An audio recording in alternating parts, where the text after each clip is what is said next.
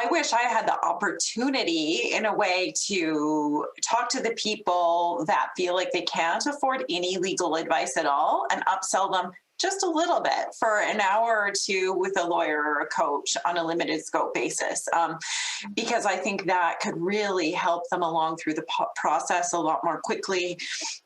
It might keep them out of court entirely, and it could be a little bit of money well spent. So if we could just, disseminate the message that there are folks out there that will help a little bit, and that little bit of help might actually push things along a lot.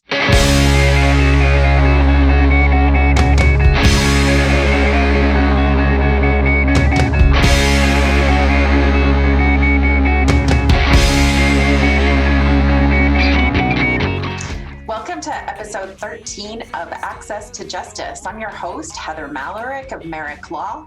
My co-host is Evan Clark of Kahane Law. We're also joined today by our very special guest, Kim McDonald of McDonald Advisory. Kim's a financial advisor and insurance advisor with Raymond James. You can find us on YouTube, on our A2J podcast channel, and online at a2jpodcast.com. Hi, Evan. Hi, Kim. How are you guys doing today? I'm good, Heather. I'm doing very well. I got the 5G chip implanted into my shoulder last week. Excellent. So you're navigating satellites now in your dreams, or what's happening there? Yeah, it's free Wi-Fi for life. Great. Worth it. Super. How are you, Kim? Hi, Heather. Hi, Evan. Hi, Ken. Hi, everybody. Yes, we're doing great today. We're excited. I don't really know what we're talking about today.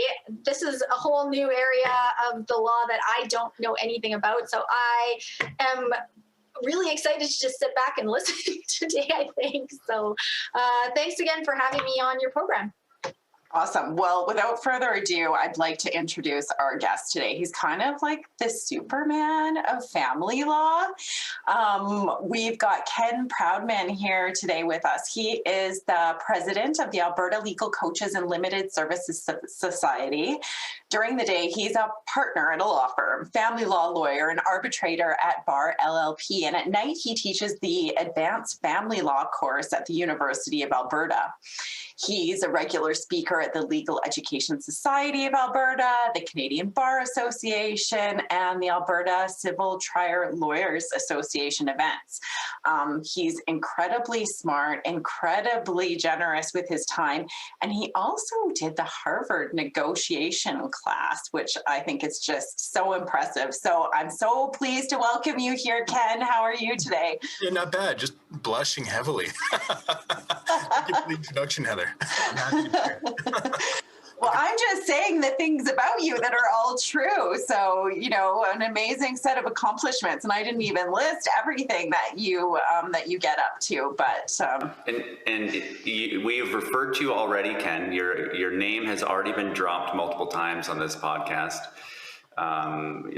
It seems like once an episode, I'm referring to your website, Family Council, and resources that you make available on there and facilitate on there. So we're so excited to have you with us and have a real life family law celebrity, as Heather just described. See, I just go home and I see myself as like a dog herder. All right, go outside, now come back inside. Well, Ken, you were kind of like part of the inspiration for this podcast because I think you're just an example of generosity of information being put out there in the world. And you're so giving with information precedence to other lawyers and so committed to putting legal information out there that's accessible to not only other lawyers, but people in the community. So thank you. And thanks for being here with us today. Oh, my pleasure. You're very welcome. And I think it's the newer generation too. We got started sharing with Napster and torrents, and it's just, I think it's a cultural shift. As it used to be that precedents were heavily guarded, and I think a lot of people are still a little bit cautious about putting things out there, but once you get comfortable with it, it's great to be able to share, and so that we're not all alone at the end of the day. Yeah. Down with IP. Yeah, no, it's a good point. I think you're right, Ken, that it's a bit of a cultural shift. You know, I remember when Napster was a thing. I remember when that hit. And I mean, but before Napster, we were dubbing CDs onto tapes. And even I had, you know, a high speed dubbing tape deck. So like going from one tape to another tape. Yeah, I've definitely used the precedences from your website that I've adapted for myself, but very helpful, very useful. I think the plural is precedenti. Is that correct? Oh, I didn't know it was a Greek word. So Is that real? I feel like we could ask you about so many different topics, Ken, but today we've invited you to share a little bit about limited scope services. And that's our topic for today. And well, you and I are together on this committee, and I think now officially are we aboard? Yeah, since the last meeting. About this. So, but I know that this is a concept that would be new and of interest to a lot of our listeners. So I'm going to ask the first really broad question, which is just basically, what are legal scope services? So they take very different forms. So there isn't really one specific definition, but I think the approach that our new society is taking is to split it into two different kinds of concepts to help for it to be a little bit more digestible to people. One is we've kept around the older concept of a limited service, or what we've called unbundling in the past. And that's where you can hire a lawyer to help you out with one specific task, or maybe a couple, rather than doing everything on the file. So for example, if you're already negotiating a lot, if someone's already okay with advocating on their own, maybe they just need a lawyer to fill out, put together court documents for them. Vast majority of people outside of law firms don't have experience putting together court documents and can use some help there. And so the idea is to let people know that it's all right to hire a lawyer to do just those things. If there's a couple of things you don't know, if you can't afford a lawyer to do absolutely everything, or maybe what you're fighting about isn't cost effective to do that either, then hiring a lawyer on a limited scope basis could make sense there. And then the other concept that the new society is focusing on quite a bit is something called legal coaching. So traditionally, people have come to a lawyer's office for consultation, and the lawyer and the client try to figure out if they're going to open up a file. Both of them are assessing that. The client is thinking, can they afford to have a lawyer for everything? And some of them think that they can't.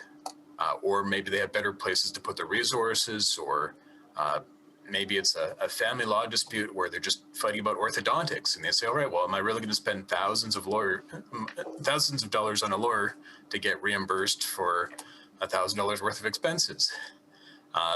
So legal coaching is kind of a shift away from that consultation model where people just come to a lawyer once, and then either the lawyer takes on the file or they don't, or the client wants to open up a file and they don't. So instead, the idea behind coaching is that we want people to know that it's okay to keep coming back to lawyers, even if they don't want to hire them on a full-time basis. If they come back when there's a dispute, if they want to do part of the negotiation or the court process on their own, at least lawyers who are identifying themselves as being willing to do legal coaching are happy to have people come back to them for that ongoing advice. It doesn't have to be a one-time consultation. They don't have to pretend like they're going to open up a file just so they can get a lawyer to speak to them. Lawyers are willing to share their knowledge. And some legal disputes, you don't necessarily need a lawyer for. There's especially, like my practice in family law, so I'm probably going to end up referring to that quite often. But in family law, take a parenting dispute, for example, is surely there's a lot of people don't feel comfortable advocating for themselves and getting their positions out there, so they'll hire lawyers for that. But some people are comfortable getting the facts out there. And the test when it comes to most parenting disputes is just what's in the best interest of the child. Right. There's certainly a lot of little points when it comes to just procedure going through court, so it's good to get advice there. But when it comes down to the nitty-gritty of negotiation, once you have enough information about what are common disputes, what kind of arguments turn judges off or might just not be feasible, once you've had those consultations, especially on an ongoing basis, it might be feasible for a lot of people to resolve their disputes there, just with some backup. So and that's it in a nutshell anyways. So the goal is kind of, oh, go ahead, Evan. Oh, okay. No, you know what? I want to hear what you had to say first, and then I do have a question though, so put me in the queue.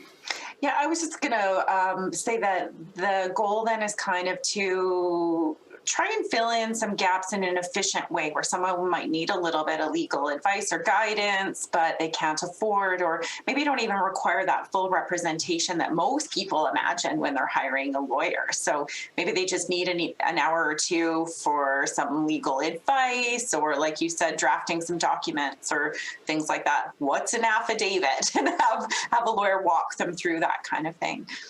Yeah, exactly. Okay. The whole idea is to promote flexibility at the end of the day. Just trying to find out what are the needs of the people requiring legal services, and making it clear that there's lawyers willing to adapt and be a little bit more flexible, that don't necessarily have to follow the traditional model. Because there's a variety of ways to get through legal dispute that don't necessarily need a lawyer at every step. And it's not just for the people who can't afford legal services too, because I know that you see quite often, especially in family court, like there are people who definitely could afford lawyers, but they just feel comfortable doing it themselves, and their financial priorities are different. Right. They have better things they can spend the money on, like in family disputes, they can spend the money on their kids. So it's not uncommon to see, for example, even doctors regularly representing themselves in family court. I see that fairly often. Most doctors could definitely afford lawyers, but they have the willingness to figure things out and the comfort advocating on their own. All about flexibility. Yeah. So in that example, that might be a doctor might feel comfortable enough advocating for themselves. They might feel comfortable with the paperwork side of things, but they might come to someone like you or me to say, like, I just don't know what the law is on this orthodontics piece. So let me spend a few dollars there and get that figured out. And then I'll feel comfortable going ahead and doing all the other parts of it myself. Yeah, exactly. And especially like because of our federal provincial system, each province has its own set of laws, and sometimes it's quite different from the laws in the other provinces. I mean, sometimes there's overlap, like child support rules tend to be fairly similar, other than a couple ways that they've been varied by appeal courts. But that means that because there's all these different provincial sets of laws, sometimes the law is quite different between provinces, and it's difficult to find information out online. And so one aspect of the new society that we put together is to try to get a little bit more information out there.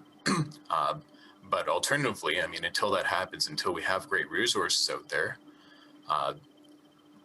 then people being able to go to lawyers to be able to get that information just quickly, rather than having to spend hours and hours trying to figure everything out and worrying about, all right, well, what online is out of date already? What am I reading? Is it actually applying to a different province? Does it even apply? Am I going to go in there and they're just going to laugh me off and say, no, that's the wrong law, or it changed last week because of the pandemic? Right. Yeah. An extra comfort level so you can prepare a little bit. Okay. And the idea behind behind resolving a lot of disputes, just from a negotiation theory standpoint, is that people are a lot more likely to resolve disputes when each side has the same type of information. So if both sides know about the facts that are out there, That's usually the first step in a lot of disputes, is just exchanging information and documents. But then after that, both sides have to have a fairly similar idea of what the legal result might be. And because that's the background of most negotiations. I mean, in a lot of legal disputes, you can agree on,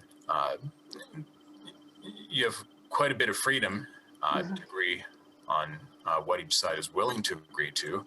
But it's nice to know what the alternative is. Is if we don't come to an agreement, what would happen if we go to court?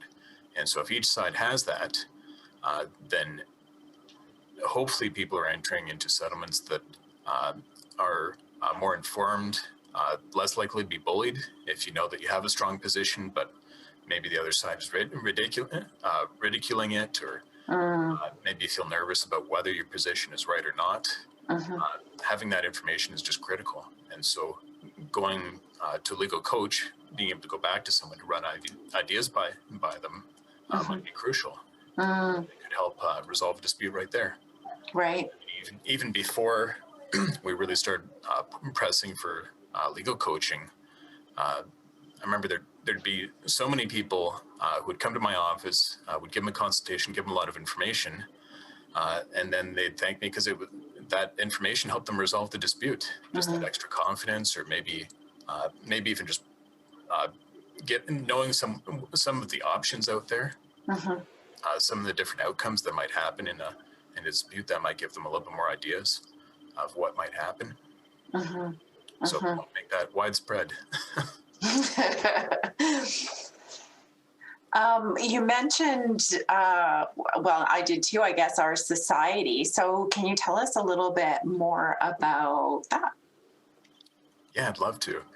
So the new society is called the Alberta Legal Coaches and Limited Services Society, or for short, ALCOS.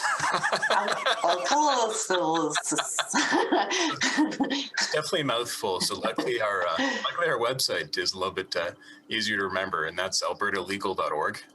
So that's what I've been calling it for short. I know some people just call it the Limited Scope Project, or Limited Scope Society. So the idea was to capture what we do, but we still have the short albertalegal.org domain name, so that we're a little bit more memorable in that respect. So our society, we were just incorporated in March of this year. So it took a little while to get to incorporation, because really this has been under works since about 2012, really. Because I believe it was back in 2012 that the National Self-Represented Litigants Project started getting some steam, and there was a 2013 study from Professor Julie McFarlane of that same project that really started to get things going in Canada. And so there was another organization that was based out of Alberta called the Canadian Research Institute for Law and the Family, and it decided to put out a pilot project about limited scope services in Alberta. So it put out a website with basically a list of lawyers who are willing to do limited scope services, and then the person who was running CRILF at the time, John Paul Boyd QC, spent a lot of time going out to seminars, and he worked with Rob Harvey QC to put together that project and that website. And they really put a lot of work into promoting limited scope services in Alberta. And at the same time, they also did a study. They're sending out survey cards and promising gift cards, I think, so they could get some feedback from both lawyers and clients. And the idea was, all right, we're putting this website out there. We're going to let lawyers be on there for free, but we want you to give your feedback. And so they put together a study that let us know how was it working? Was it actually helping people? And it was an overwhelmingly positive response. Fortunately, that's why we're here. That's why we're still around. And on top of that, too, it gave us a few ideas of what was really working, what wasn't working. So we found out that, for example, legal coaching seemed to work fairly well. A lot of people have reported that that's worked well for them. So it's been a heavy focus of the New Society. There was some misconceptions. So, for example, I think especially a lot of third-party service providers were sending people to the lawyers, basically saying that it was a free or discount service, which it isn't. Like, lawyers are still charging oftentimes the regular hourly rate, or maybe a fixed fee in some situations. Actually, probably a lot more situations than you'd normally see.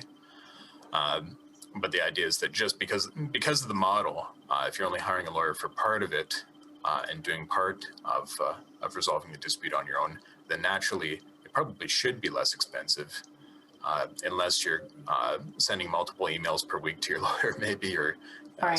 to your lawyer for 2 hours a week coaching. That could add up over a year. Right. So from there, once that survey was completed, the project was wound up a little bit, as well as the CRILF itself. And so we decided to start up a new society. And there's 7 people on our board of directors now who've put together that new society, and we're hoping to promote limited scope services. We're hoping to promote legal coaching. We want to make sure that there's regular education opportunities out there, so that lawyers can get trained, so they can do it a little bit more effectively and are a little bit more willing to help, knowing that they have the support and knowing that they're doing it right, and just to educate the public in general, to speak to third-party organizations to try to promote limited scope services, so that we have people on the ground who are speaking to people who are having disputes. And the largest component of the new society is our new website, the albertalegal.org website. So that's where we put a lot of time in to have a state-of-the-art brand new website that's very easy to use, very easy to match people up with a lawyer, and all kinds of additional resources on there. So between your time as a partner, a teacher, a dog wrangler, you're also very adept at web design. So you've done a fabulous job on the website, and there's a bunch of resources on there. That's where you can find lawyers who are willing to offer these kinds of services. And if there are lawyers out there that are interested in offering these kinds of services, that's where they can sign up as well, right? To join the project. Yeah, exactly. Yeah, so the albertalegal.org website is where lawyers can sign up. They can set out what kind of area of law they practice in, what kind of limited services are they willing to provide. And then that way, when people are looking for lawyers who provide those services, it's really easy. The first page just has each of the municipalities. You click on which municipality you're in, then what type of area of the law do you need. Looking for someone who can do business law or family law, whatever the case is, and then there'll be a list of lawyers who match that criteria after that. So, and to be very easy to use. So you don't have to scroll through all 88 lawyers. It's a bit quicker to match people. And we're really trying to encourage lawyers to participate too. So the lawyers who are on the website more often, or most recently, are the ones who end up being higher in the rankings. Right. I've got a clarification question here. So from the non-lawyer side, there's some things I'm trying to sort out in my brain right now, and was hoping, and probably all 3 of you might be able to chime in on this. The way I have understood things is when people are looking to separate divorce, lawyers like for people to sort of identify their sticking points, the issues, the problems that need solving. So I know a lot of people who are trying to figure out what route they need to take on first. Do they go to mediation? Do they go to collaborative law? Do they go to a litigator? What's the first step? And my assumption was that each one of these types of lawyers, even arbitrators as well, they want people to have clear issues identified. So then when you're talking about limited scope, I'm thinking, well, aren't all lawyers sort of narrowing down the key issues and working through those? How is this sort of a la carte limited scope situation different than what people would encounter anywhere else. Was hoping you guys could comment on that. Yeah, that's a great question. And so I guess it depends on what type of legal dispute there is out there. So typically, traditionally, let's say if someone has disputes, they call a lawyer and say, "Hey, I'm having this dispute. I just need help. I need help." And then the lawyer comes up with a complete plan to get everything resolved. So the idea with limited scope work is that it's usually people who've already acknowledged that they're not able to have a lawyer for everything, or that they've just chosen not to. Or maybe they're speaking to a lawyer and the lawyer says, "Hey, because of your dispute, maybe this would be amenable to limited scope work." So there's definitely different ways that people can connect. Like let's say, for example, that if people have figured out how they're resolving their dispute, but they go to the bank to get financing, the bank says, "No, we're not going to lend you money unless you have a settlement agreement in place." Then it's okay for them to go to a lawyer, just get the agreement drafted, or maybe they've already been down the court process, and someone says, "Hey, do you have a legal coach to give you some idea to talk to you about this?" And then at that point, maybe they speak to a lawyer to get some advice. So there's different ways about how it might come about, but the big difference is just that there's some assumption that the clients are doing some of the work on their own. So whether that's that they feel comfortable doing all of their negotiation on their own, whether they want to be the ones who are in court advocating. So going back to that idea of a parenting dispute, like they probably know the facts better than any lawyer does, even if that lawyer spent a year trying to figure out all of their history. And so if they feel comfortable going to court to advocate, maybe they just need help just with the court forms, for example. So there's a lot of different ways about how it might come about. But at the end of the day, it just means that the lawyer isn't doing every step along the way, and that the client is doing part of it at least. And what that proportion is depends on the scenario, what the client feels comfortable with. There's certainly a lot of people who don't feel comfortable doing any of it on their own, and so they hire a lawyer to do everything. And that's just the traditional model. But I guess the idea is that part of the idea behind the society and the concept and the philosophy that we're promoting is that doesn't necessarily always have to be the default. As even as lawyers, if someone comes to you and says, "Hey, my ex won't reimburse me for their portion of the kids' braces," then maybe the lawyer should be saying, "All right, well, rather than me charge you $10,000 to fight about this, Right. one option is that I can give you the information. I can tell you how you can file in court. I can steer you to the resources. I can be your coach.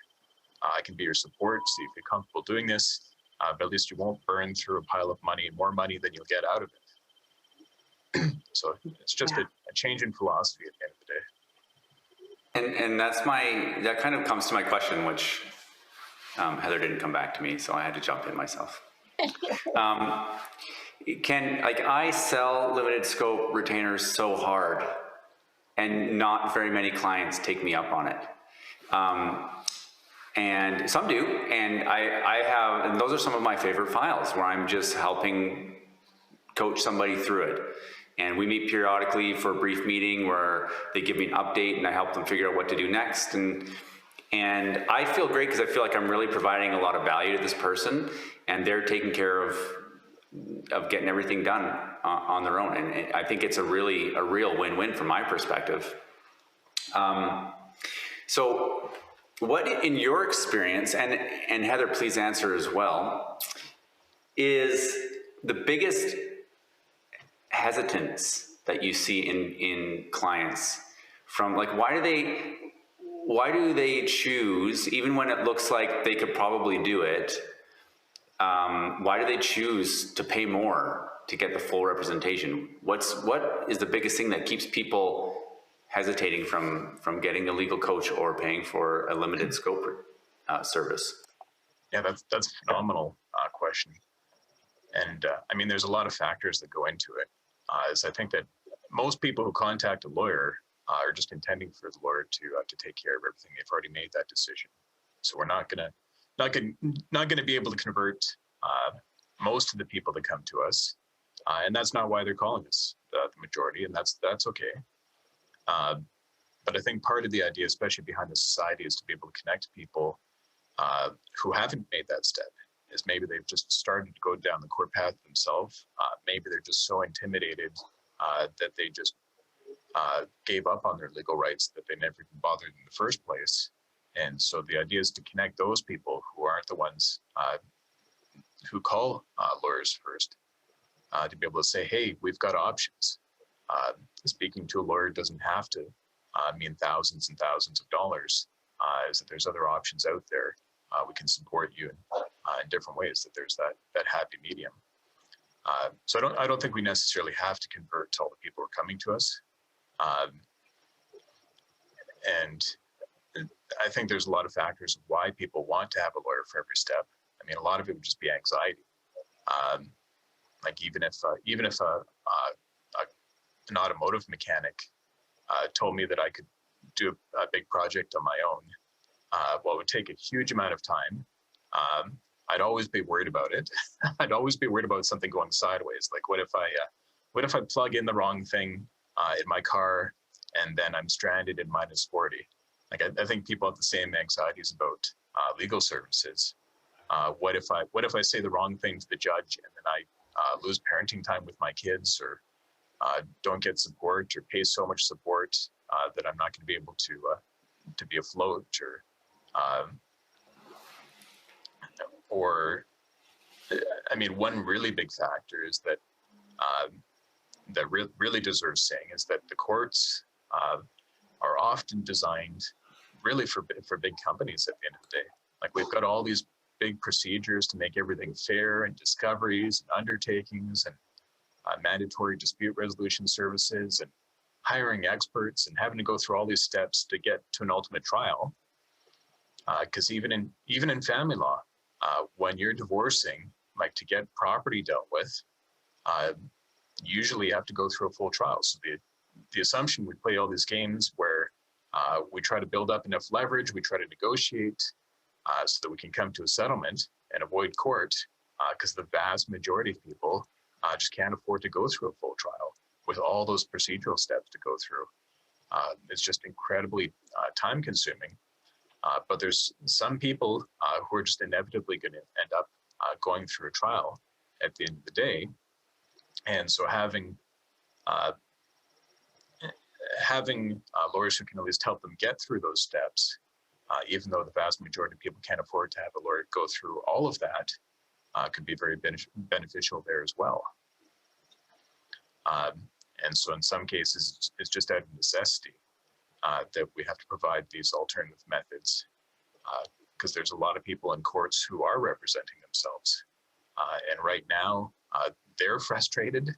I'm sure it's incredibly intimidating to be in court and not know if you're going to say the wrong thing, and have a judge be really unhappy about it. And because judges get frustrated, and what they see is sometimes improper uses of the court process can tick them off. And of course, we're using very limited government resources, and the courts are already strained and slow. So really, it means that as a profession, if we can change and we can help people out, if we can let them know you don't have to be on your own anymore, is there's alternatives. Like, really, my dream is that eventually judges will even ask people who don't have lawyers, hey, do you have a legal coach? Have you thought about getting one? Maybe that's a possibility. And then people who are just completely lost and intimidated already might be a little bit more likely to get a little bit of backup from the legal community without going bankrupt. Yeah, I think that's really well explained, Ken. And that was my gut reaction when Evan asked that question. Was, I think it is a big emotional piece. A lot of times when people come, that they're intimidated, they're afraid, they're going through this complicated process, they're stressed out, and it's just the path of least resistance sometimes to have someone that's just going to take care of everything for you. But certainly, I think there are a lot of folks that could benefit from a few hours of legal coaching that just don't know that option's out there. So, yeah, well said. So what's the difference between a divorce coach and a legal coach?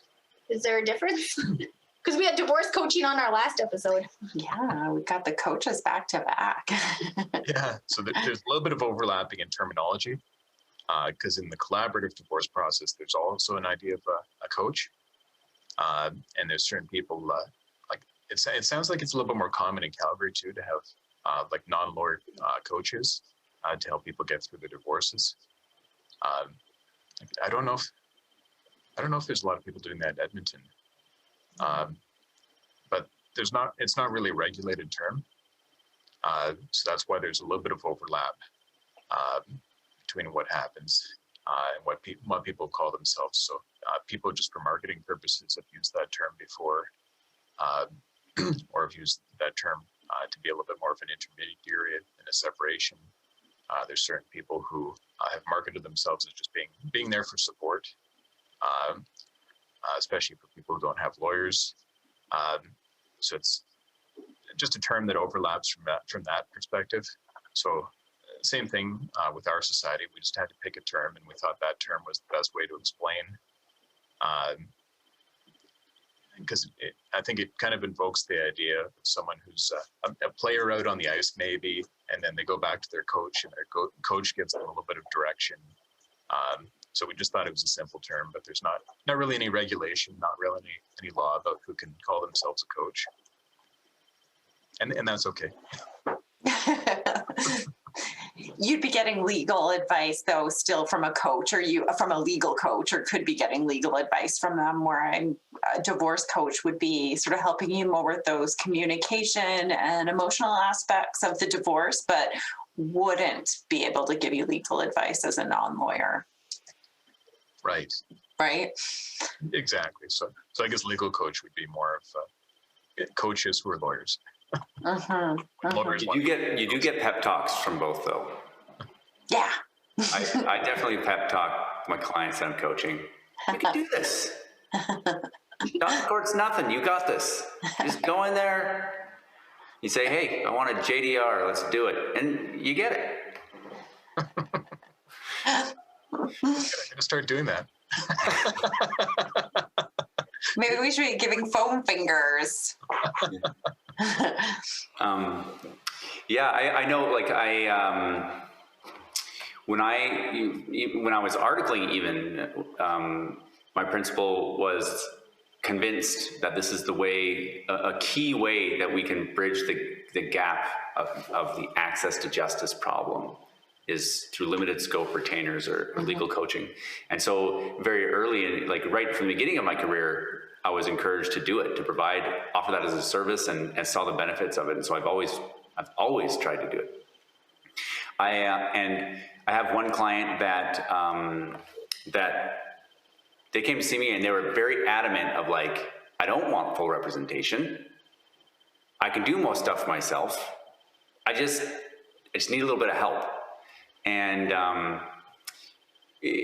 like I was joking about giving the pep talk, but really that's a lot of what I provide to this client is they'll get an email from the lawyer on the other side or something, and my client will be freaked right out about it and be like, I need to talk. And then, I'll have a talk and just let them know, oh yeah, this is fine. And you just don't worry too much about it. Continue on with your plan. You have a good plan, and whatever it is. And that doesn't cost my client that much money. It could be like a 15-minute phone call. And to that, and then, okay, they've got that, what you were mentioning before, Ken, of like having that confidence to be able to go up against somebody that might otherwise be bullying them. I'd hate to ever think a lawyer is bullying, but I think it does happen. to have that confidence to stand their ground, to know like, no, okay, I have good solid grounding on my side, and it's okay for me to stand up here and I know what I'm talking about in this particular instance. And I think that this particular client is like super happy to pay me for the legal coaching that I'm providing. And I think this client has spent an exorbitant amount before it was a high conflict case. And so to her, she sees the value. Not everyone can see that, especially right from the beginning.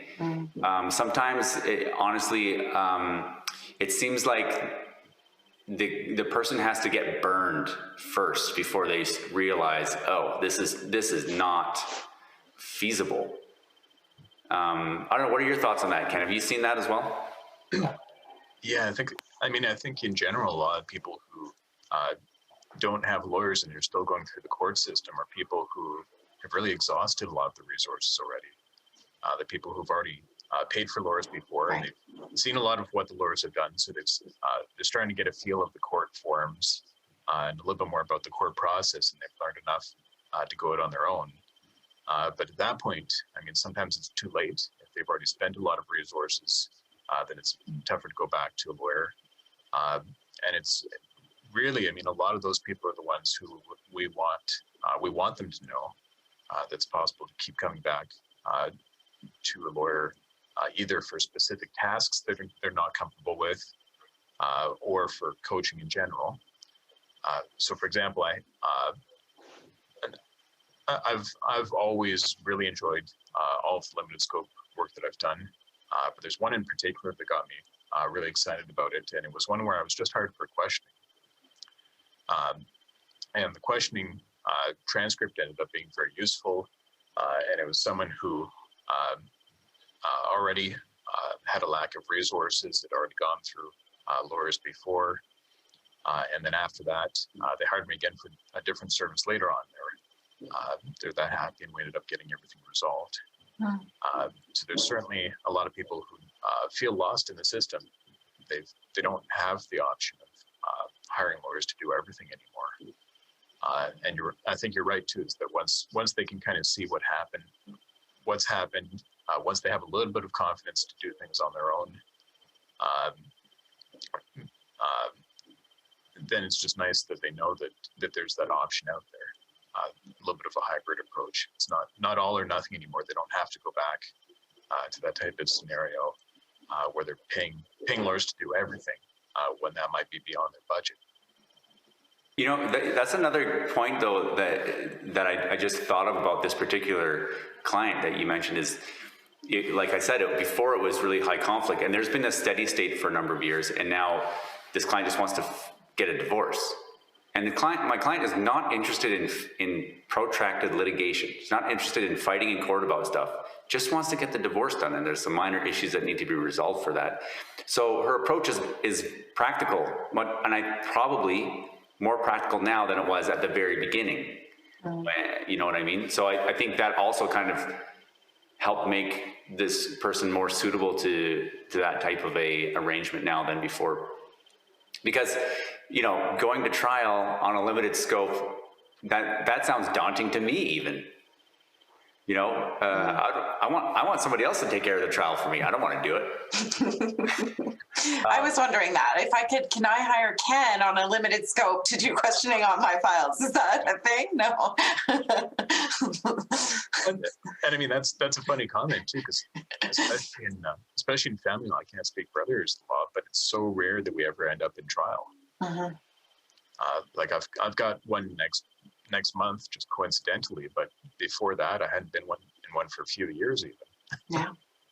And so it's not like lawyers are in trial every day either. No. Depending on the type of law, I guess for criminal defense lawyers, they're probably in trial quite often. But yeah, for many of us though, just means a lot of work. And I mean, if the client is willing to do a lot of that legwork on their own to get everything organized, and if they know the facts very well anyways, then I mean, it's going to be a daunting process either way. And trials are always going to be messy, and picking what while you can actually get into and not being able to go through everything and maybe not being able to hire all the experts you'd ideally wish you could afford, but it's something that lots of people do get through on their own. But they can get through it in a lot more efficient and cooperative and less intimidating process if they have a little bit of support behind them. So I've been busy doing a compare and contrast in my head while you guys are talking.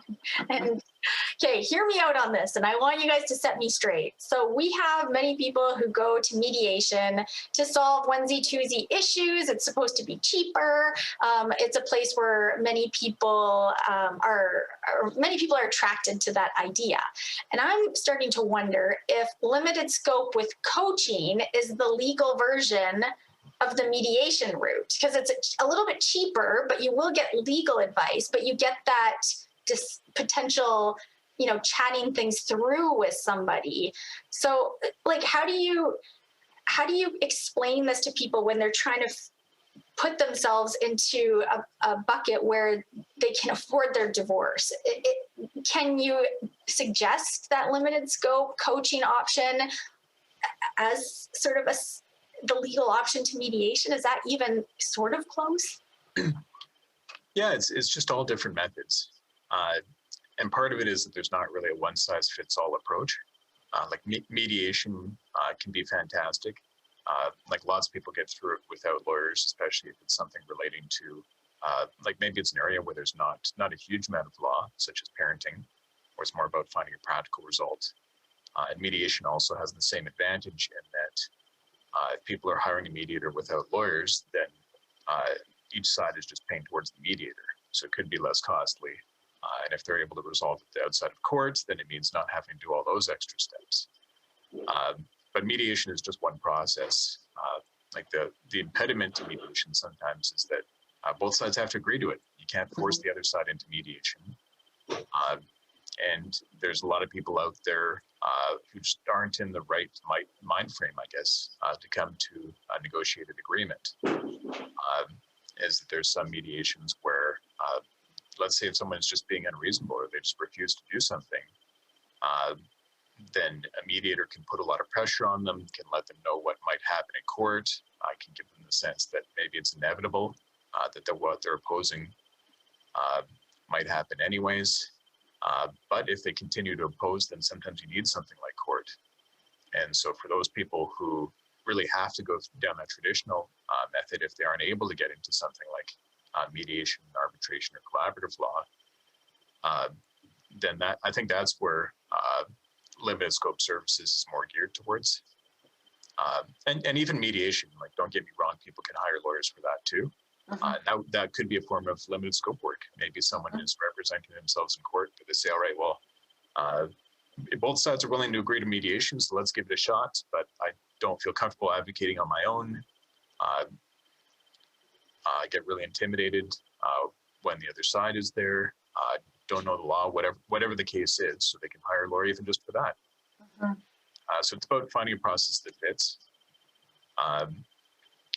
Ideally, very, very long term, I mean, I wouldn't be surprised if family law ended up going to some kind of model where people just keep going back to the same type of arbitrator, someone who can tell them, all right, these are the documents I need, this the homework I need to do. Come back next meeting, I'll make a decision, or I'll say what other homework we need to do, rather than going through a different judge each time. So, I mean, something like arbitration can be great, but arbitration, mediation, those also cost money at the same time too. Yeah. Arbitration, especially a little bit more so than mediation, but again, with arbitration, each side also has to agree to it. Same thing with collaborative family law. Each side has to agree to the process. So they're great processes if you can get people to agree to them. If there's at least some desire to cooperate. I mean, we're not talking about people who necessarily cooperate about everything, because otherwise they wouldn't need one of these processes. That's right. Everything. But there has to be at least a minimum amount, a small amount to cooperate, even if maybe they just have different ideas of what should happen, but they still want to get things resolved. Then mediation is great for that. But especially if you have one side who's just dragging their feet, maybe there's some mental health issues involved, they tend to be a little bit more likely to go through the court process. And so that's what a lot of limited scope work tends to be geared towards, is those people who find themselves forced into the court process. But there's a lot of forms. So limited scope work could be involved in other areas. It just tends to be a little bit more, tends to be used a little bit more often on disputes that go towards court. Yeah, I have some thoughts on it, but Heather, I think you also do. I would like to hear your thoughts first. Yeah, I mean, collaborative law, the process requires each person to be represented by a lawyer. So I think that limited scope services and coaches would probably not dovetail with that process particularly well. But, I think that legal coaches could really serve in any of the other dispute resolution processes quite well. So Ken was saying, maybe sometimes people get a little hung up in mediation on something, someone's being a little unreasonable. So you might check in with a coach then and say, listen, this is what's going on. Are they being unreasonable or am I? What's going on? And get some advice and some information that might help that logjam that the mediator, they're not able to give legal advice in the mediation. So, that could help in that respect. I'm just kind of like thinking through the different scenarios. So I think Ken's right that we often see these happening in the litigation process, but I think that legal coaches could be really useful in most of the other dispute resolution processes too. Yeah, I think of it kind of this way, Kim. At the very outset, like when I first meet with the client, I look at the end of the meeting, I talk about options for resolving things, and generally it kind of goes like this. The best and cheapest way to do it is direct negotiation. Two people sitting in the room together and hammering it out. That's the cheapest, and often, if possible, produces the best results that everyone's happy with. And so in a way, like I have plenty of clients where after that first consultation, they just needed that information so then they could know what they're talking about in order to be able to negotiate one-on-one. In fact, one of the, like I think I've mentioned before, I have these different tiers of initial consultations, and the higher tiers, I give them a written summary of the advice that I give them in that meeting. And that's a nice tool that they can use. They can take in their hand. They can show it to the other person if they want, as long as it's nothing that's going to, prejudice their position. And usually it's not. Usually it's general advice about their situation, not necessarily like something that would be a problem to share. And so they can take that into negotiations and show them, look, this is what a lawyer said is the reasonable this is what the law says about child support, or what about or about spousal support, and that can be a tool to help them. And so that's in a way that's like a limited scope, even though I don't necessarily talk about it that way. But that is a situation where they've got advice from me and they've taken that, and then they can go and do something themselves. And then kind of like the next step up would be represented negotiation.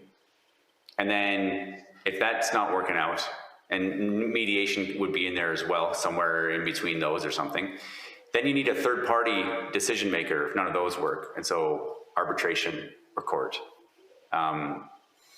And yeah, I think Ken summed it up well, where they could be involved anywhere along that process. Now, Ken, you are an arbitrator, right? Yeah, that's right. And you are a mediator as well. Experienced one, but sorry, what's that? Not a particularly experienced one. I'm just starting to get into arbitration. But you are an experienced family lawyer, and we've talked before about how important it is that if you're going to choose a mediator, it should be a family lawyer that's experienced that can help make sure that the result is good. And I would say arbitrator the same. And so do you, Ken, as an arbitrator, because arbitrators, not everyone will allow what we call self-represented litigants, well, they're not litigants in this case, but self-represented people to come to an arbitration. Do you have self-represented people in in your arbitrations, or do you allow that? I haven't yet, just because my referrals tend to be from other lawyers. And most of my practice is separations involving businesses. So I think at that level, people tend to be just more likely to have lawyers. Mm-hmm.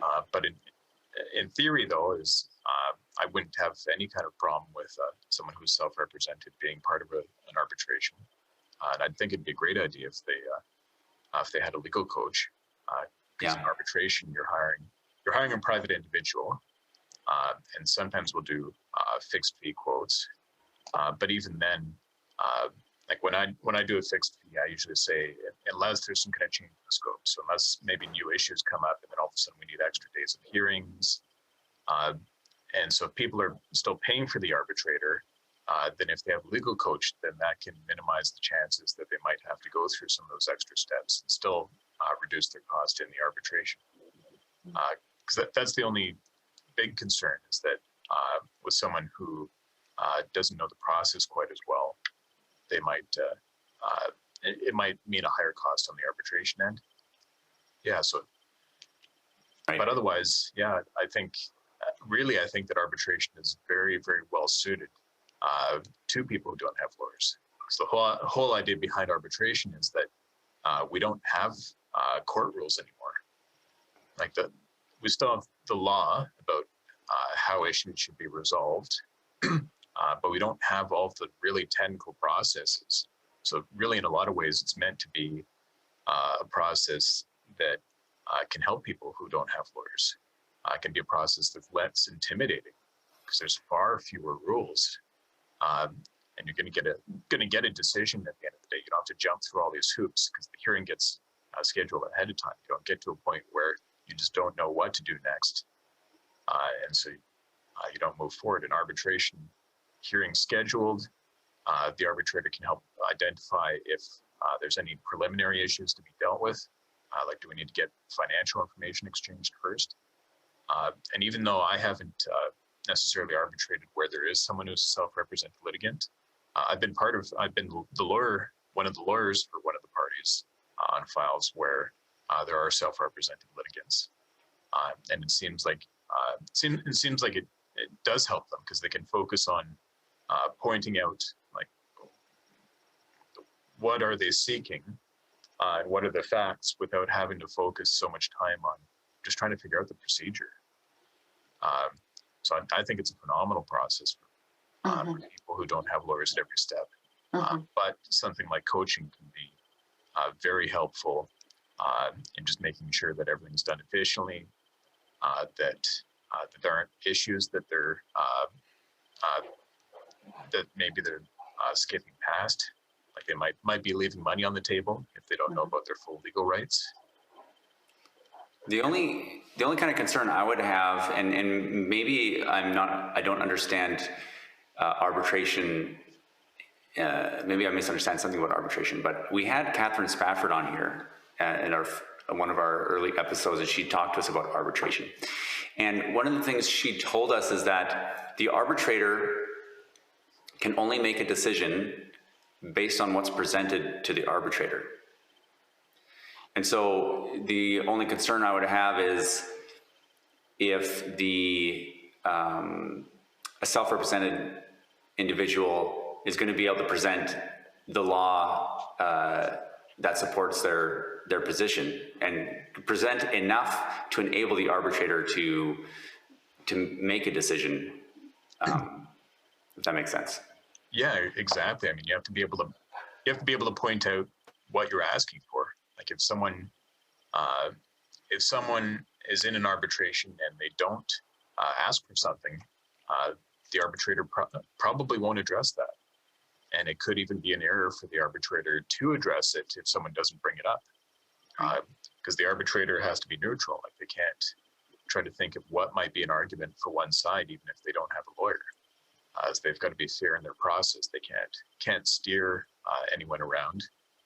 As they can help out with the process a little bit, but they're not meant to be there to advocate for someone or to make sure that everyone's claiming all of their legal rights. They're there to make a decision. They're there to be neutral. They're hopefully not helping out either party's arguments. But you definitely want to know what you're going to what you're asking for before you go into it. Yeah, because otherwise you might be leaving something on the table. Mhm. I have one pretty practical question, I think, which is if I'm looking at hiring a legal coach or someone to help me out with a limited scope services sort of situation, how do I know what I'm responsible for and what the lawyer is responsible for? Like if I get a letter from the other lawyer or get served with something, how do I know who's doing what with that thing? Yeah, that's an excellent idea because it brings up a pretty big point about limited scope services in that there's always a service agreement signed at the beginning, or at least there should be. If court is handling it properly. And the idea is that the Law Society has put out rules that basically say that if someone's entering into a limited scope arrangement, it has to be really, really clear to the client about what's expected. And so the idea is that it's put out in writing to say, this is exactly what you're hiring the lawyer for. And so it might be defined to one task. It might just say meetings with the lawyer. The agreement might go into a little bit more detail just to specify, all right, if the client gets served with legal documents, if they get letters from the opposing lawyer or whatever happens, that they're responsible for that. So it depends on how it's drafted, but either way, the Law Society's rules are clear, that it has to be clear. The expectations have to be clear. So we don't want people misled into thinking that they have a lawyer when maybe they've only hired a lawyer for very specific things. And then maybe they get served with a court document and no one attends to it. It's got to be clear. Mhm. And so oftentimes the service agreement will say that each side can agree to add additional tasks. And ideally, it should be in writing if there's that kind of agreement. And until then, it's usually expected the client would be responsible for those steps.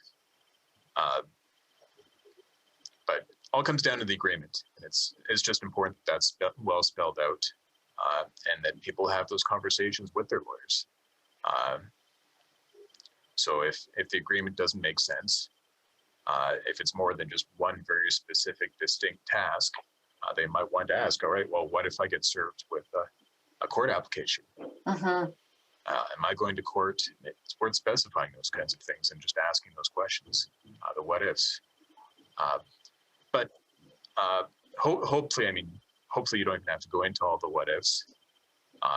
Is that usually the agreement should be clear enough to say what is and what isn't covered at the end of the day.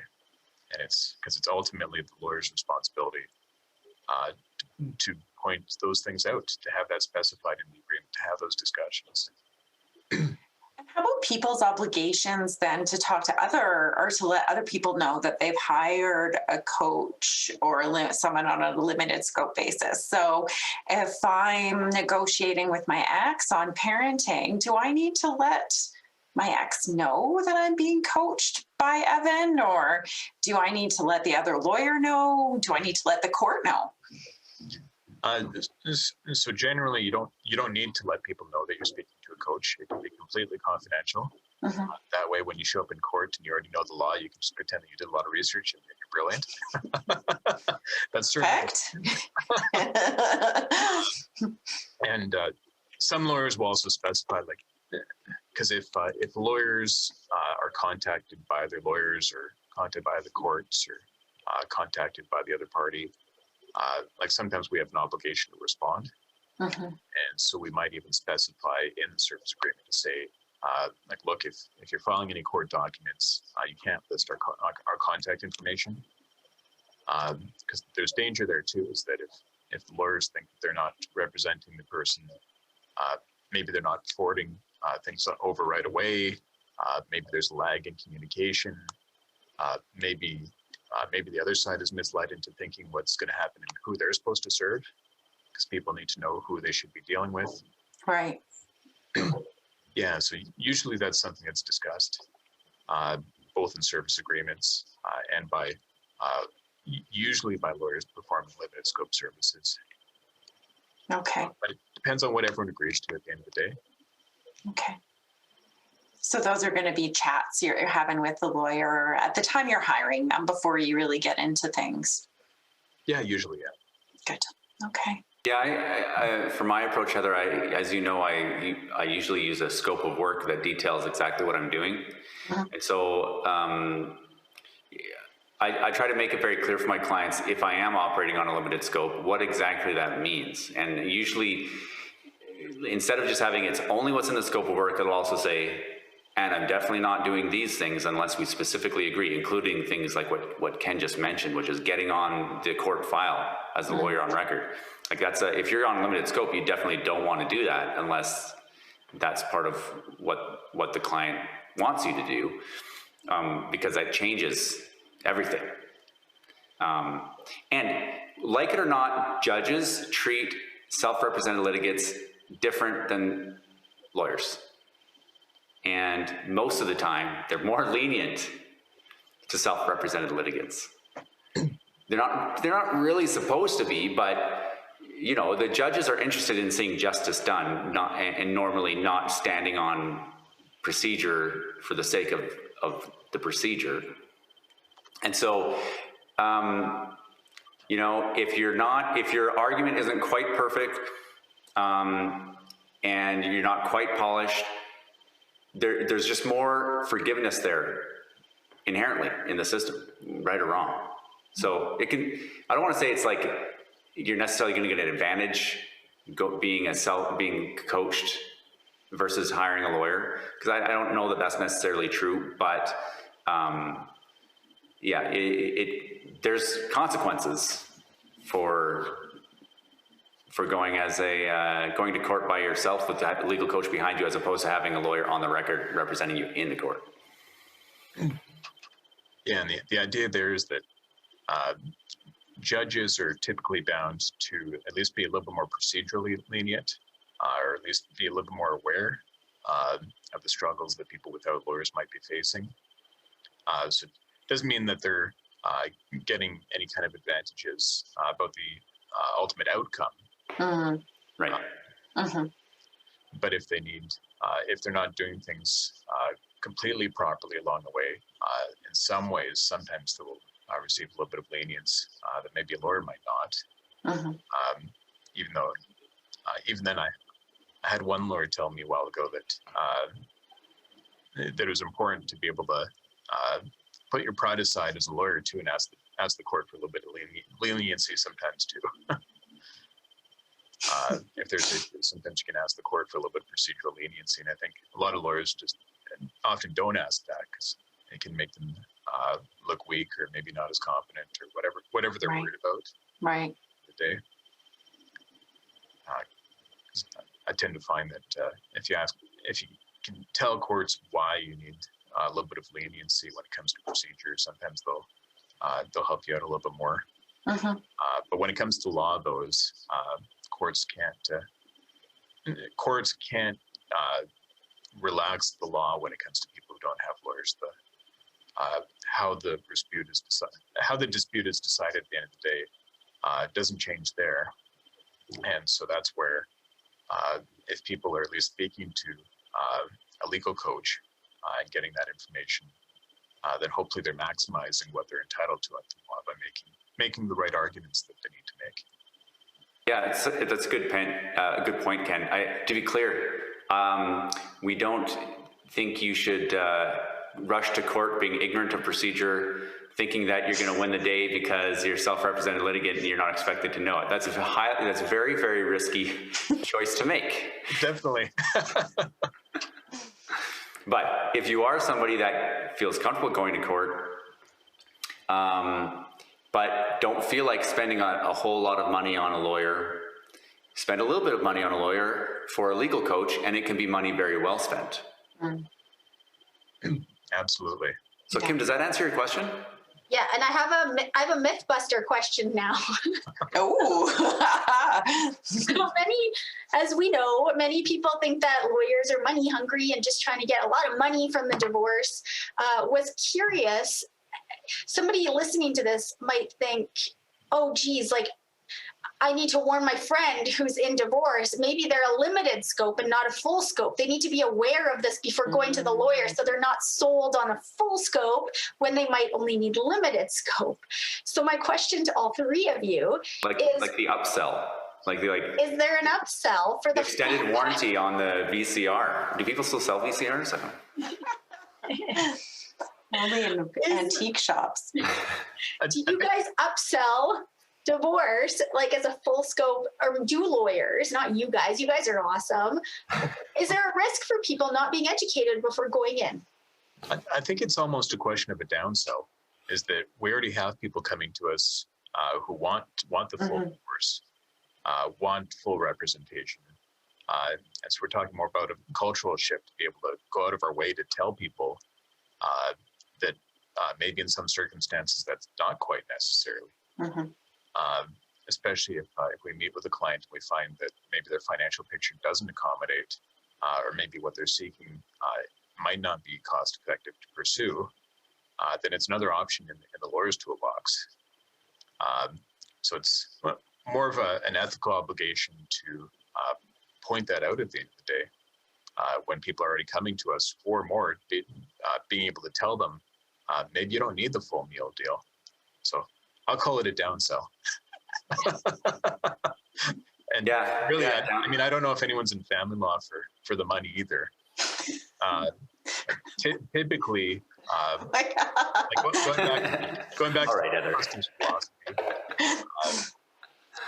really, there's a huge risk in that if a separation is drawn out too long, people run out of money, they become collection risks.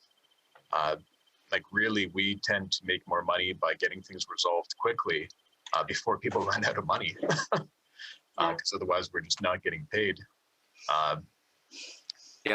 Look, I mean, the number of people that can afford a real knockdown, drag out divorce there's just not that many of them. I mean, even the Gates, they did a separation agreement before they announced the divorce, right? Like they know what they're doing. Yeah. So yeah, I think upsell. Ken brings up such good points. So he deals a lot with people who have businesses, and they become quite complicated for that reason. And because a business is successful, so there's money there. And in corporate law, where there's litigation between businesses, there's money there, and businesses can see the litigation as a cost of doing business. Family law is just not like that. There's a finite amount of money. Most people are employees who have a salary that is X, and most people are not operating on 60% of their salary, and they've just got 40% they can burn on legal fees. You know, there's a finite amount of money. And if it starts to get complicated and difficult, then that money runs out. And then whether or not they want to be by choice, they're now without a lawyer. So that's something that I see all the time. I'll have a client come in who doesn't necessarily have a lot of money, and I really try to tell them or make available to them as an option, if they want to keep their legal fees down, that I'll help them as little or as much as they want. And I think, I don't know about Ken and Heather, but the thing that I enjoy the most about practicing family law is helping people. So the relationships with my clients and teaching them, helping them, things that and even negotiating with other lawyers, if it's, a lawyer who also likes negotiating and we've got reasonable clients. Those are the kinds of things that I enjoy. Things I wouldn't mind doing without. Going to docket court, or, even going to court at all. I wouldn't be upset if I never went to court ever again. And so I'm happy to provide the services of the things that I enjoy doing, like teaching my client, helping my client problem solve to figure out how the law works in their case, and avoid the stuff that is annoying. So it is kind of an upsell that is a downsell, because it's really a win for me and it's cheaper for the client. Heather, what do you think?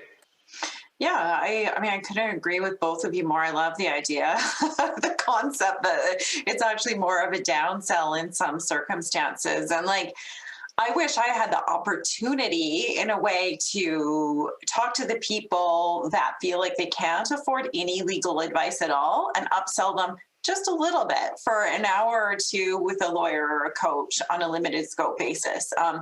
Because I think that could really help them along through the process a lot more quickly.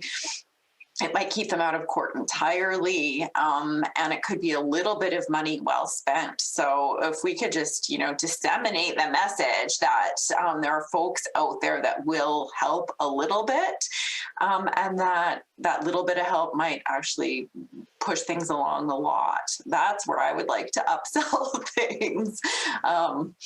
Yeah. This is a very important message. I think that a lot of people, especially in my industry in the financial services, I think this is a message that people need to be delivering to people, because Heather, to your point, many people don't seek out legal advice because they worry about what the cost is, and they just don't go down that road. They don't even explore it. Mm-hmm. And what all three of you are saying is, hold on, there's help for you, and we need you to reach out to us so we can tell you what that's all about. Mm-hmm.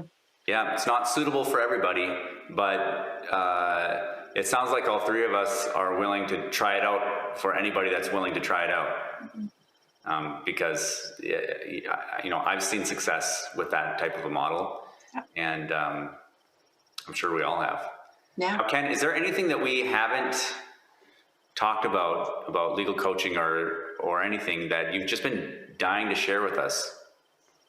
The only big thing I can think about is I was hoping I could speak about our new website a little bit, if that's all right. Yeah. Of course. It's the albertalegal.org website. And I'm particularly excited about it because I wrote the code for it. And that's why I got roped into this president position, just because I kept moving everything along enough that people just assumed that I was leading it, I guess. Yep, that's correct. Well, I think you'll be happy to know, Ken, this is not the first time that Alberta Legal has been mentioned on this podcast. Oh, fantastic. Thank you, then. Yeah. I brought it up like in an unrelated matter. It was like the wrong reference, but I had it in my mind. I'm like, there's something Ken's got going on. And then Heather was like, no, that's the wrong thing. And I'm also a member of the board. So tell it, like, we've talked a little bit about it, but like Alberta Legal, how can people use that as a resource? Like if somebody's like, okay, I think I want some legal coaching or a limited scope retainer, how can Alberta Legal help them make that a reality? So the most obvious part of it is just the directory on the front page where people can be linked up with limited scope lawyers willing to do legal coaching. So that part's obvious enough. As soon as you go to the front page, I think it's easy enough to figure out. But there's a lot of parts of the website that aren't quite so obvious. Parts of them that we're still working on, but that we have pretty high hopes that they'll be able to help a lot of people going forward in the future. So there's a few different tabs I'll talk about. So one is that there's a resources tab. And so the resources tab has just some basic information about limited scope services, information about representing yourself, information about courts in general, information about, there's the website. Kim, just so you know, I don't know if, so Kim just pulled up the website and is doing a screen share. We're using Zoom, but I don't know if it'll show up on the YouTube video. It might not. I think it doesn't, because I did this before during one of our meetings, and I think I already edited that one and there was no webpage. So we basically, even for the podcast, obviously people can't see it, but also for YouTube, people won't see it. But Kim pulled up albertalegal.org and we're all just enjoying, basking in its beauty. Oh, isn't it beautiful? All right, so I'll just be very descriptive then. So there's the resources tab that has information about courts and representing yourself, information about limited services in general. That same tab also has a list of the resources throughout Alberta, the organizations throughout Alberta that provide low-cost legal representation. So we're delving into a different concept because that is really limited scope work. But for the people who qualify, for example, for legal aid, Edmonton Community Legal Clinic, Calgary Legal Guidance, Student Legal Services, Student Legal Assistance. There's lots of regional clinics throughout the province. So there's links for all of those for the people who can qualify. So again, those aren't really limited scope services. That's just lower cost legal services, which isn't the same as limited scope, but we've got the links there anyways. So you can see if you can qualify for them. There's information about some of the different ways of resolving things outside of court. Some of them that we've talked about today.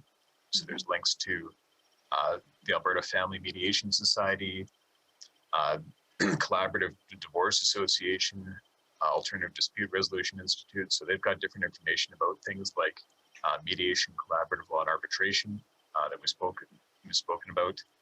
We put up some resources for lawyers as well, because part of our mission is to educate lawyers to provide them things like model retainer agreements to make it easier for them to do limited scope work. So we're trying to educate lawyers as well. So that's the resources tab. There's also a links tab. And so the links tab is where for different areas of the law, we've put up useful links. Right now, there's only family law because we're just in the process of launching everything right now. And we're trying to convince other lawyers to put up links to other areas of the law.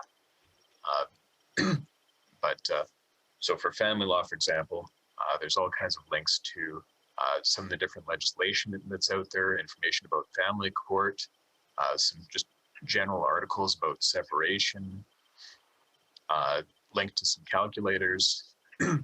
So the idea is that, let's say if someone hires a legal coach or hires a lawyer for limited scope services, well, that lawyer can say, hey, if you go to the links page, here's some resources for you. So hopefully the lawyer can also help the person navigate through some of this. But if someone's already representing themselves, well, here's some extra information from them, rather than thousands of people individually consulting lawyers to get this information. Just go to the website, and you can. I'm bookmarking this page right now because I've got all these links like bookmarks. And I've got all but hey, here's one website where I've got all these links in one place. Yeah. So that looks great, Ken. And we're just partway through this, and already I'm loving the website. Thanks. And it's all lawyer-generated content. So the idea is that for lawyers who sign in, they can modify all these and they can add new resources and update things. So we don't have a budget, so there isn't someone sitting there every day to see what's changed. But we're hoping that lawyers will help to keep this up to date and review it. And eventually, I'm going to build it in, so there's some kind of reminder that goes out that maybe tells lawyers, "Hey, no one's updated this page for a while. Does someone want to have a look at it?" So a little bit of a work in progress. Similarly, there's a tab that's labeled "Ask a Lawyer," and this one isn't. This one doesn't operate right now, just because I wanted to make sure that the lawyers are trained and know about the website a little bit more before we start having people use it. But fairly soon, the idea is that it's going to be kind of like a chat board.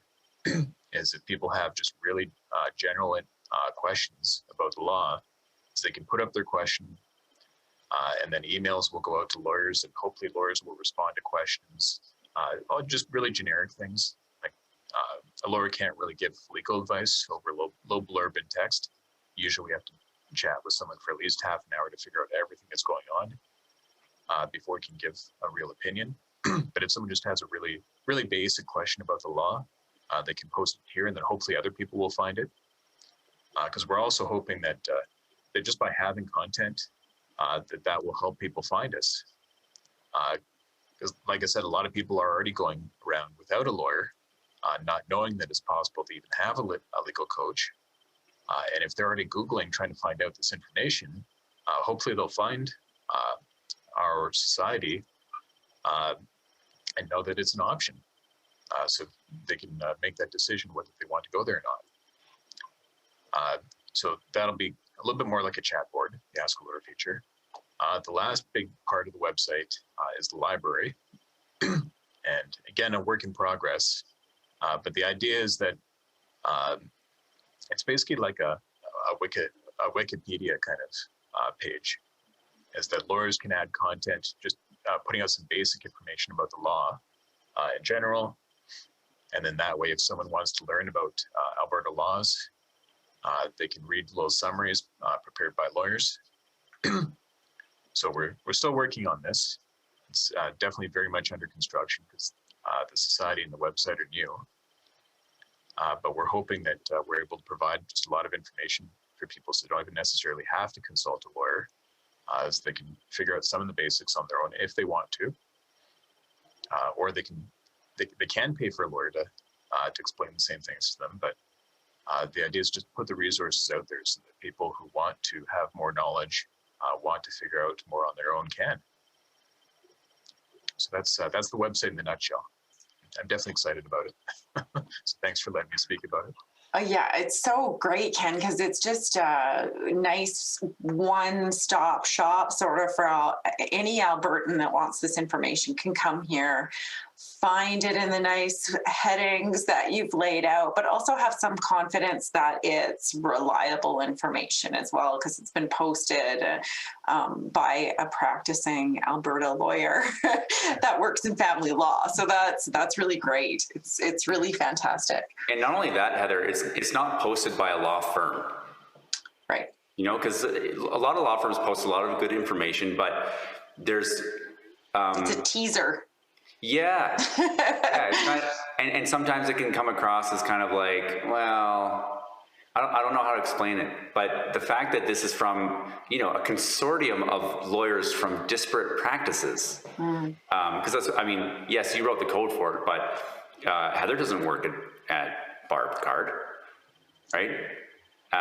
She's on the board, and there's other people involved as well that don't work at your firm, and so it's awesome, and it's really the essence of what we're trying to do here as well, is have resources of information, make those available to people, so that people can just learn more about the law. Mm-hmm. That's the biggest thing that I think we see with our clients when they come to that initial consultation, is they just don't know. They don't know the law. They don't know how it works, because, you know, it's their first time dealing with something like that. They're not an expert on it yet. Exactly. And that's just it. And I mean, really the only time that we see, especially something like divorce culturally, we barely see any of it in movies and TV. Most people don't know a lot of the basic rules until you run into it. And it's tough. Except Liar Liar, which is a very accurate depiction of how divorces work. Yeah, so the whole idea is to empower people to be able to help themselves if they want to, and to whatever extent they feel comfortable. Excellent. So that's the idea, is they can choose what extent they want. It's not all or nothing. Yeah. Yeah. I think that's such a great message, Ken, and to send to folks out there too, that they have options and they have some control and some decisions they can make about how much they want to involve a lawyer and how much information they can get on their own. So, well, there's also the other, you know how you're getting advice from family and friends and it's not good advice. Well, it's not just people who are separating and divorcing that need to go to this website. It's people who are giving advice about divorce to their friends. They might want to consult Ken's website, albertalegal.org, first before they start talking, because they might give their friends a better leg up if they do some research first. Right. Or maybe this is a good resource for, sorry, Ken, what did you say? Friend, a financial planner?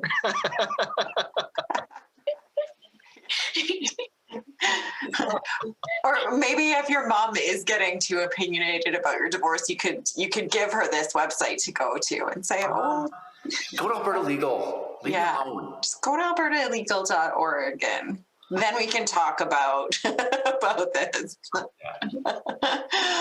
I just worry that people think that like Alberta legal means like legal cannabis or something like that.